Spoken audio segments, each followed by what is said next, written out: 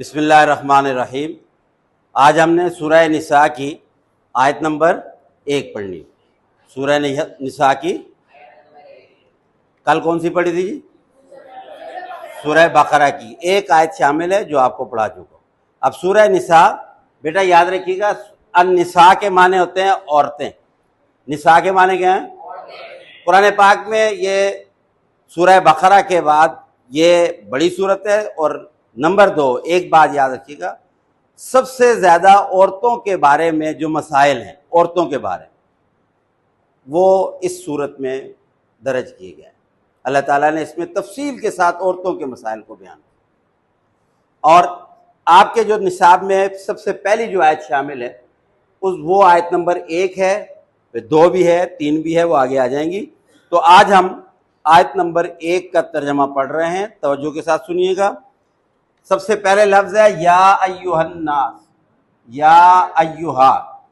बेटा मैंने कल भी बताया था कुछ अल्फाज ऐसे हैं जिनका बार बार कुरान पाक में आते। जैसे कल मैंने बताया था लैसा का लफ्ज ऐसा है जो बार बार आएगा, नहीं है उसका माना।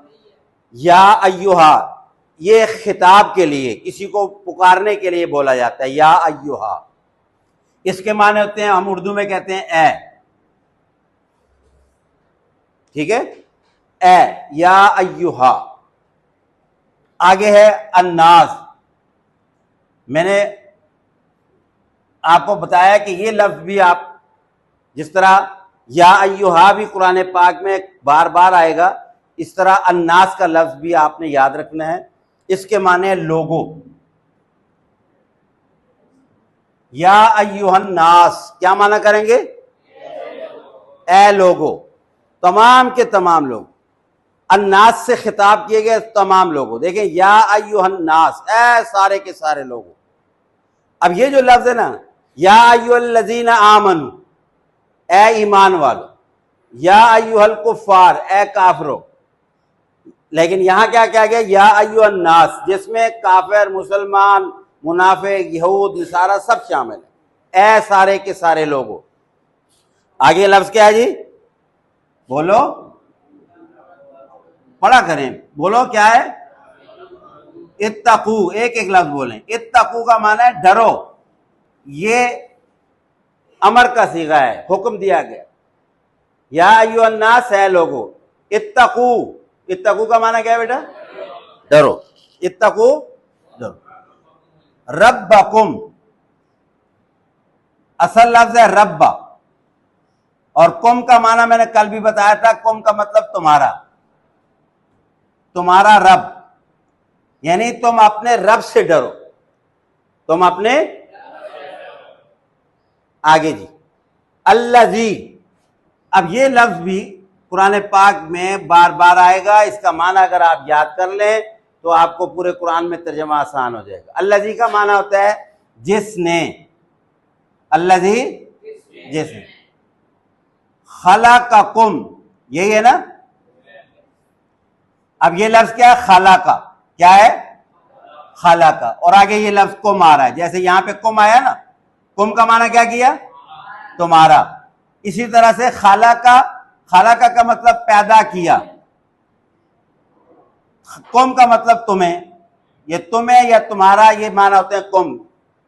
खलक़कुम, तुम्हें पैदा किया, तुम्हें। आगे मिन नफ्सिन वाहिदा। मिन, ये कल मैंने आपको बताया था, मिन का माना क्या होता है? कल मैंने एक लफ्ज बताया था मन। मन का मतलब होता है जो या जिसने। और इधर साइड पे करके लिखा था मिन। मिन के मानी क्या होता है? से। शाबाश। मिन का माना होता है से। ये मैंने कहा ना, याद रखने की बात है बेटा। मन का माना था जो, लेकिन मीम के जेर के साथ होगा मिन, तो उसका माना क्या होगा? ठीक है। नफ्सिन वाहिदतिन, ये लफ्ज है नफ्सिन। नफ्सिन का मतलब जान। नफ्स, ये उर्दू में भी लफ्ज इस्तेमाल होता है नफ्स। नफ्स कहते हैं जान को, इंसान को, ठीक है। और वाहिदा इसकी सिफ्त है, वाहिदतिन। क्या माना जी वाहिदतिन?